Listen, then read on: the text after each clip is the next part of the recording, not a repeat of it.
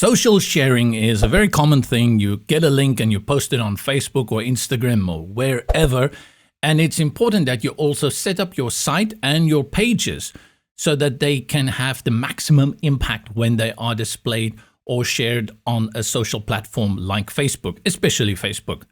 To do that, you go into the content management system area, which is accessed with these three little stripes or the hamburger menu. The first one for social sharing relates to your entire website. Go to the bottom here where it says project settings. And next to this one, SEO, you will see the sharing area. And if you select it, you will see you can have a status message, a description, as well as a thumbnail. Brizy says when sharing your pages on social networks, we'll use this content to display in links. So if it goes onto Facebook, whatever you write here will display on Facebook. So status message, for example, here, make websites for free forever. And then you can give a description here. We help you design your website and put it online, etc. Of course, you have 280 characters, write something nice. This is what people will see on Facebook. And then you add an image thumbnail. We'll have a tutorial here in the short tips section on exactly how you can make this thumbnail, because there's a few guidelines on that as well. But for now, I will just bring in a random image here and click on Save Changes.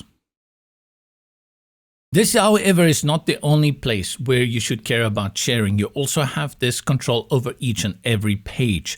So if you click in the sidebar on pages, and let's just go to Contact Us page, you will see that there is also an area over here that says Social. If you go to Social, you will have Social Sharing Preview. So if this page is shared, it will show the link as well as an image that you can add. I suspect, let me just check, it says optional. Upload an image to represent the site content when sharing on social networks.